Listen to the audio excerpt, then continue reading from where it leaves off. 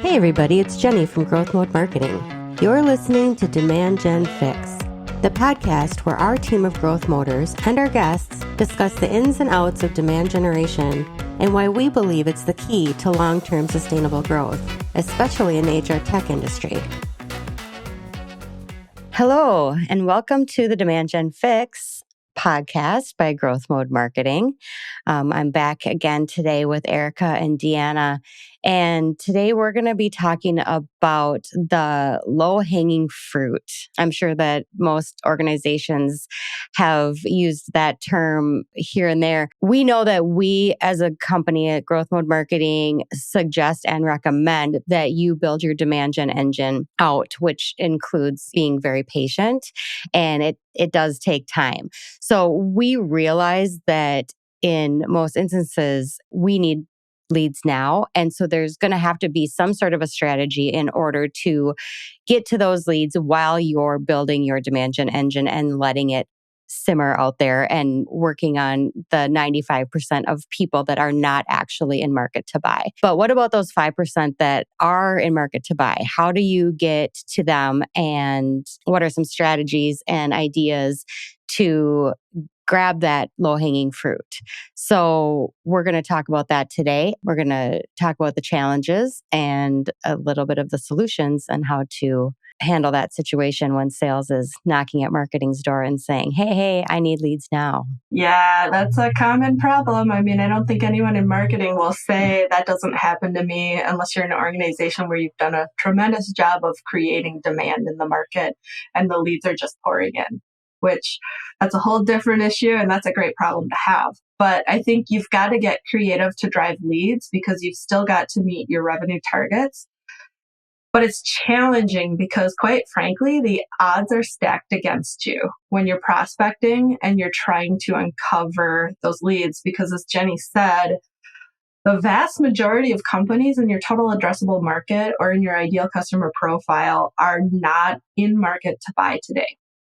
And that is a very frustrating thing for marketing and salespeople, across the globe. It's like, we need to close business now. But if they're not ready to buy, you're not likely to convince them if you're selling this HR technology that has a significant cost to it. And I think during a recession, which some have argued is coming or we're already there, a lot of companies are pulling back on spending, and that number could drop from only 5% of companies being in market to buy to only 1% of companies being in market to buy, which means you're now looking for that needle in a much bigger haystack, trying to find those individuals. And I think there's some other challenges certainly that come with it too. We talk about this statistic, but 72% of B2B buyers would actually prefer zero interaction with a sales rep during the purchase process. So that's something, you can't ignore. You can't ignore that people want to be able to do that research and have that information and the content at their fingertips throughout the buying process. And it's taking an average of 66 touches with any given prospect before they'll actually raise their hand and want to engage with your sales team. I think that's something else that we just can't ignore as marketers and sellers. We need to understand that these types of things are all contributing to the fact that, yes, you need to focus on that long game. You need to start generating demand in the market. But at the same time, it's about balance because we understand that there are also situations where you got to focus on that short game. And there's going to be times where there's a fire drill and you got to, focus on, we need leads now, but keeping in mind that some of these statistics show you that you need to be, you have to have balance and you have to focus on both the short and long game. I'll throw a couple more statistics out there. This one's from Gartner. 70% of sales reps cite access to stakeholders as their top sales challenge. I don't think that's surprising to anybody. And then some recent research that came out from Rollworks was they talked to marketers and sellers, and 89% say that the quality of leads are now harder to come by, and 83% find it difficult to engage the entire buying committee. So a lot of challenges stacking up, in trying to uncover leads who are in market now. But that doesn't change the fact that as an organization, at times you may find yourself looking at it and saying, What about the short game? We need leads now. It's a reality. And we're not recommending by any means that you ignore the other 95% of your total addressable audience to throw all of your efforts into lead gen to find leads now. But we get that the struggle is real and it's immediate if you are chasing aggressive revenue numbers or falling behind on revenue targets. So you've got to find that low-hanging fruit who are actually in market. And that means looking at campaigns that are focused on middle of the funnel and bottom of the funnel. Yeah, middle of the funnel, we've talked about it before when we've talked about building out your digital footprint. We've talked about the 3 different sections of the funnel per se. And the middle of the funnel is the consideration stage. So this is, when a company knows they have a problem. So they're starting to look. They don't necessarily have the details yet or whatever, but they're starting to put feelers out there to see what kind of solutions might be out there to solve the problem. So at this stage, you want to make sure that you have your solutions out there so that you know how you can solve a problem for this company that's looking for it. Also, as a company, you should be looking at your competition, making sure that you know who else out there has the same kind of solutions. And because eventually, if you get to that short list, you're going to have to prove to why you're better than them. So you really have to know how the options that you offer compare to other companies in the business. I think it's important to call out that at this stage, middle of the funnel, this is like the consideration stage. And it's about casting a net to find those companies that are out there looking. They haven't necessarily narrowed in on, I need an HCM platform. They may be looking at it at a broader sense to say, what are the different types of HR technology solutions out there that will solve this problem? So maybe it's an HCM platform, but maybe it's a different type of technology or platform that's out there. So they're just kind of looking at it in a broad sense. I have a problem, or I have a challenge that we need to overcome, or an objective we need to achieve. How do we do that? And so they're looking at all of the options right now, and they haven't necessarily narrowed it down. Whereas when you get to the bottom of the funnel, that's the decision stage. And at that point, I would say you're spearfishing to find the ready to buy now prospects. And companies at this stage, they've done their research and they know how they want to solve the problem. So they may have said, we need an HCM platform. They're ready to evaluate a short list of vendors. And I think it's important to know that and to understand that they're that much closer to the sale or the decision on who they're going to pick and how they're going to solve this problem. And so what they want to know at this stage, it's no longer what are the different technology options out there and who offers it. It's what are the core features of technology solutions? What differentiates competition from others? What's the pricing? What's your experience level? Who have you worked with? All of the things that they're thinking about as they're evaluating and making that final purchase decision. Let's talk a little bit about some ideas for kicking up lead activity in addition to sort of that longer term demand gen approach that we hope is going on in the background. But we realize that there are times where this is going to come up where it's we need leads now. The sales team looks to marketing and says, hey, we need you to do something now. We don't have time to build out a campaign over the next 6 to 8, 12 months. We need them yesterday. So let's talk about some of the ideas that we have for kicking up lead activity in a more immediate fashion. People are really into videos right now. So video demos are great. Use cases are very common and, really prove what you can do as far as what your software does and how it has affected. Case studies especially because you're giving proof as to how you've helped another company in the same situation. I really like to see competitor comparison guides. I use those a lot when I go online and just kind of, where you can see across the board, these are all the things that each competitor offers, how much it costs, again, how many years they've been in business. Maybe it even says other companies that they've worked with. I think that's a really nice way to be able to make a decision. And then, especially if your company can stack up. And then, of course, sales enablement tools are always a good tool as well.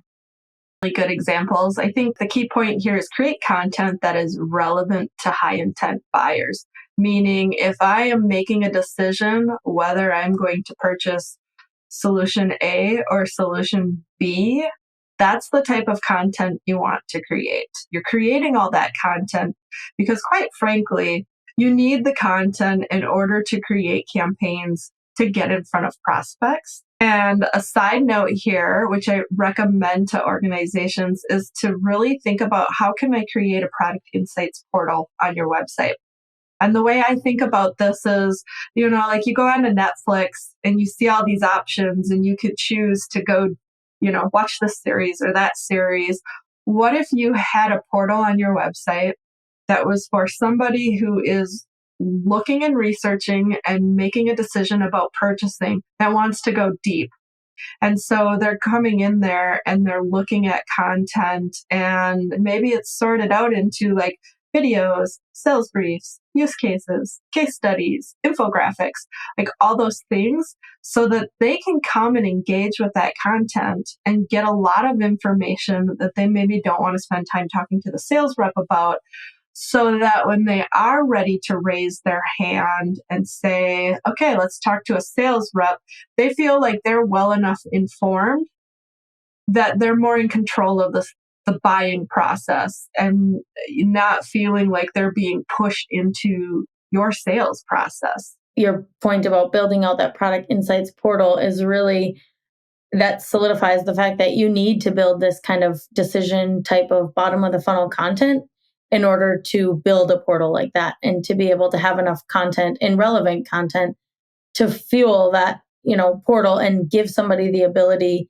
and the power to go to your site and do all that research on their own. We can all put ourselves in a buyer's shoes and say, if I can get to a page on the site that makes it very easy to dig into all of these different areas as I'm trying to make a decision, that much easier to say that's who I want to go with than when you're picking apart different pieces of somebody's website and you're really trying to dig into information on that particular product or solution and you can't find it, or you got to go to YouTube to see this, but then you can go and read this competitive comparison guide on their website, and then you got to go here to see. And it's all about that experience too. And I think the easier you make it for somebody to dig deep, the better off you are in doing something like that product insights portal. And I think it's great for both the customer and for your company, because not only are you making it easier for them to access all of your information and all of your content, but then you have them coming to your website and you know who they are, and you can then target them and look to them and say, oh, look at, they're really engaged in this content. Let's send them more. Let's re-engage them. Let's retarget them. There's so many options once you know who they are and what they're looking at. That gives you a lot more insight onto how to go after them in more marketing types of ways, which I think, there are all kinds of different ways you can do that. I think that email campaigns are a really good way to work the bottom of the funnel in this case. You create all this content, you're probably there right now like, okay, that's great. I hear what you're saying, but that doesn't drive leads for me. Fair. It certainly helps with SEO, but how do you get out there and how do you make sure that they're coming to your site to dive deep into that content? And to your point, Jenny, that's where the email campaigns come in as one of the first places we would look at. And I think there's a few different types of campaigns that you can really look at depending on what information you have, what marketing technology tools that you have, but where you could try to move the needle for leads that are perhaps closer to being ready to buy than just going out there and doing a cold email blast. The first one that we often recommend to clients is a stalled pipeline campaign. So the point of this is to overcome objections with currently stalled prospects. So think about those leads that have been passed over from marketing to sales. That marketers were sitting there, we're like, ooh, that's a good one. That's a good one. You got to move that one forward. And then we're getting frustrated because we're looking at the sales pipeline and those opportunities are not moving forward, or they're moving forward at a snail's pace, or they're even falling out of the pipeline. I think there is an opportunity to build campaigns to continue to try to reach out to those people and re-engage them to move them forward in the funnel. The goal is to keep that opportunity alive for sales and to help them with touch points to continue to stay in front of those contacts. And I think one way that you can look at the content that you're creating for those campaigns is, we know they're interested in bottom of the funnel assets, but also what about messaging to overcome common objections?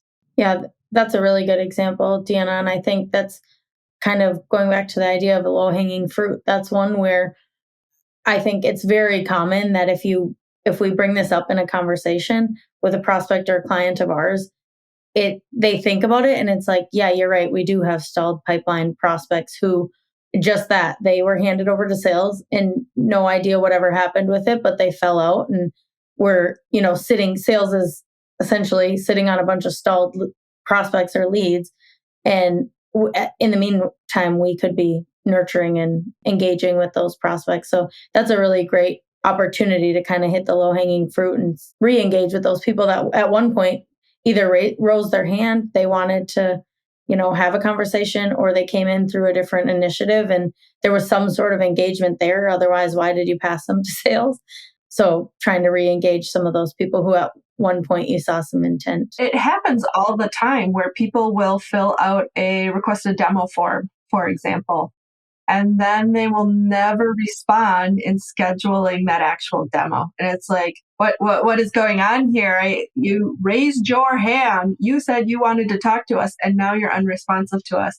I think there's also a lot of situations where companies, they'll have a conversation or two or maybe three with your sales reps, and the sales rep is moving it along and doing everything they can, and then that person just goes dark. And it's the most frustrating thing for sales reps. I have no doubt about that, because they're like, this person, this company had a genuine need. They seemed genuinely interested in what we have to offer. I don't understand why this went dark. And so if we can help them in any way, with marketing campaigns to just stay top of mind with that prospect until they pop back up, or, remind them, like it does work. And I can tell you, even at GrowthMode Marketing as an agency, we have this issue too. And I'm always surprised when a month or two has passed and I reach out to someone that I was convinced was ready to move forward to build out their demand generation engine, and they just go dark on me. Not all of them will respond, but some of them will respond and they'll be like, I'm so sorry. I meant to get back to you. We're ready to have that conversation again. So, this really does work. And I think this is one area where you can immediately look at to see, like, can we kick up any more work? Another way to look to drive leads through email campaigns specifically, another example would be looking at your website visitors and sort of, looking for those people who who they are. Typically, if you have a marketing automation platform or other marketing technology in place where you can identify these prospects that are visiting certain pages that you may see higher intent. So one example would be maybe they visited a demo landing page, or they downloaded a piece of content. They maybe never converted. They didn't fill out the form to schedule a demo, but you can see these types of activities that they're doing on your site. You can track where they're going and what they're doing. And you can see someone went to that demo page and then they decided they didn't want to be contacted. So thinking about things like that, when you have these technologies in place and you have that information and that data to back it up and start to look at who's engaging where, you can build out campaigns where you're really targeted at re-engaging prospects who at some point were showing that interest, or who are showing higher intent interest in different types of content or different solutions that you offer. Promoting things like your product insights portal that Deanna mentioned and kind of gave an example about earlier, but starting to promote things like that where you feel like this person is sort of middle to bottom of the funnel and you can see that interest and you can gauge their intent and start to continue to re-engage and feed them different content around those same topics, ultimately with the goal to get them to convert at some point. So the goal here really is to maximize your prospects' engagement with the content that's going to move them forward. And that's going to get them to the point where they do convert and reach out and raise their hand that they're ready to talk to sales. So another way to really just look at, with the data I already have and the work I've already done, how can I identify some of those higher intent prospects and drum up some more interest and hopefully some more leads there. Yeah, I think there's an opportunity if you can see what they're actually looking at on your website. And let's go back to Erica's example of they went to the request a demo landing page. They didn't fill out the form, but they went to that page for a reason, right? First thing I would do is trigger an email nurture to them that shows them a series of videos that gives insight, like a preview into your technology, like a video demo, because you want them to see that. Especially like we hear from clients all the time, when you have HR technology or any type of software platform, it's very common to hear, oh, we just need to get them to the demo, because when they see the demo, that's how we sell people. We have a high conversion rate from the demo. It's like, well, yeah, because if I'm willing to see a demo, I'm probably bottom of the funnel in market ready to buy.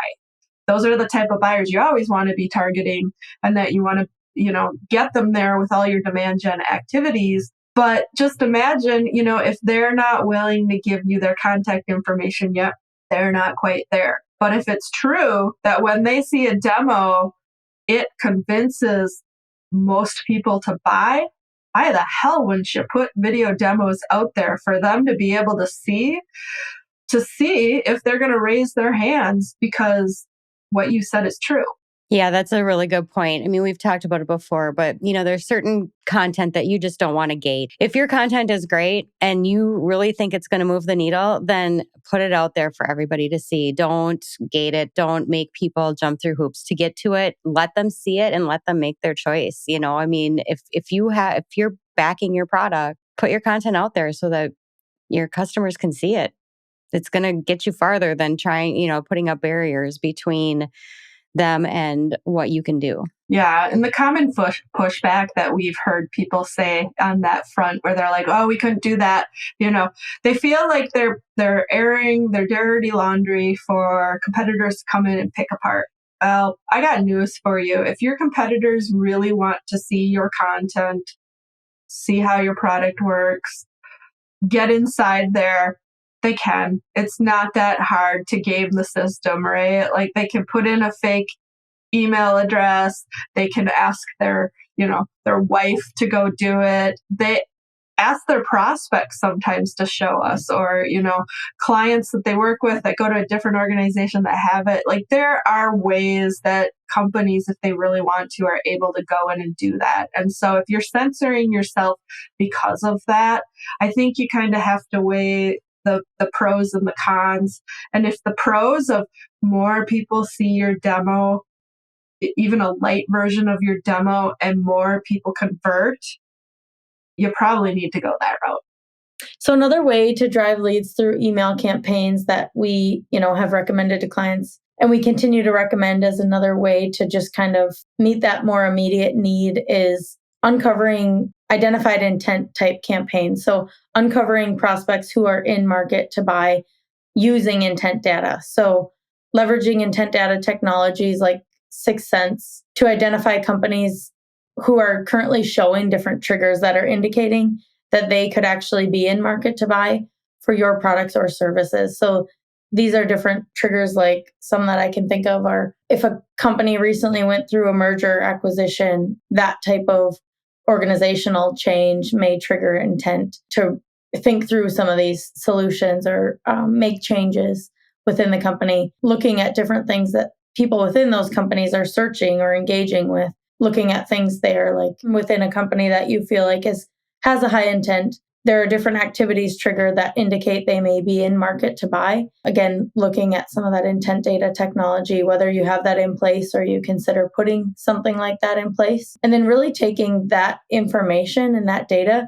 and using that with more sort of spearheaded email campaigns that are designed to look like more of a one-to-one communication from a sales rep within your organization. So looking at some of that data, identifying who these people are within the organizations, and running a campaign that really looks like a personalized interaction from somebody on your team, from a rep directly to that prospect, and really that personalized outreach, hoping that you're going to get in front of them and spark some conversation and get them ultimately, like everything else here, to raise their hand and want to talk to your team. This is really an opportunity to promote sort of middle of the funnel and bottom of the funnel content. So at this point, you've identified that intent that someone has to buy, that they may be in market to buy, and you start to promote that middle and bottom of the funnel content that we've been talking about, where people are at the point where they're considering solutions for their problem, and they're at the point where they are, doing research in order to make a decision and determine what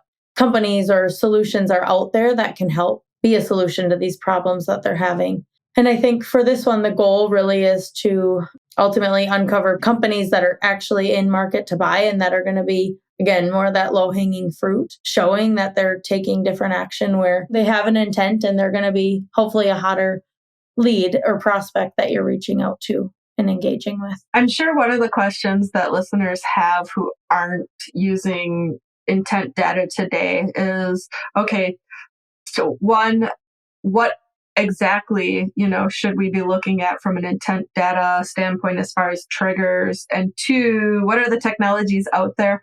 I think we could do a whole, 6-hour series on talking about those things. There's a lot of different intent data technologies out there. Google it, you'll find them. So we won't go into that today. But addressing the question of, what are intent triggers? That's going to vary depending on who your ideal customer profile is. And, as part of doing an ideal customer profile exercise, what you're trying to find out are what are the buying triggers in their organization? What are the organizational structures in their organization? You're looking for all this information that helps you define, like, here's what the ideal fit, best fit type of company for our solution is that we're going to market and go after. And that will dictate what those actual buying triggers and intent data would be. So it's not going to be the same for everybody. I think it's going to be this for XYZ company and this for ABC company. It's different per company. But a lot of the technologies like 6sense, for example, they give you all these filters and all these different things that you can look at. So when you bring those technologies in, you basically determine what are the triggers that indicate a higher probability that they might be in market to buy now or very soon. And it gives you that information. It's not a perfect science, but it gives you a little more insight to try to go after leads, and building a content campaign around that can be very effective if you find the right triggers to really focus on and do. And with that, I'll say, we're kind of running short on time here. There are more types of campaign ideas and even talking about digital advertising and retargeting that we could get into. We don't have time to do that today, so we'll earmark that for another episode. But, the key takeaway here is when you're building out your demand generation engine, it really is important to build strategies around both demand creation and demand capture. And what we were talking about today is demand capture. And I think too many companies put all their energy into capturing leads now. We get it. You've got a pipeline to fill. You've got revenue goals to meet. While there are ways to build demand capture, just don't overlook the demand creation strategies so you don't find yourself in the we need leads now fire drill again and again, because it is a vicious cycle. And anybody who's been in it, which is most marketers and many salespeople, it sucks if you're always chasing the number and always trying to find the leads. So, there's your advice for the day. Demand generation will help solve that problem, but you've got to do some of the demand capture in the meantime until you get there, and we get that. Thanks for joining us on the Demand Gen Fix, a podcast for HR tech marketers, brought to you by GrowthMode Marketing. We sure hope you enjoyed it. Don't forget to subscribe for more perspectives on demand generation and B2B marketing strategies. Plus, give us a like. Tell your friends. We'll see you next time.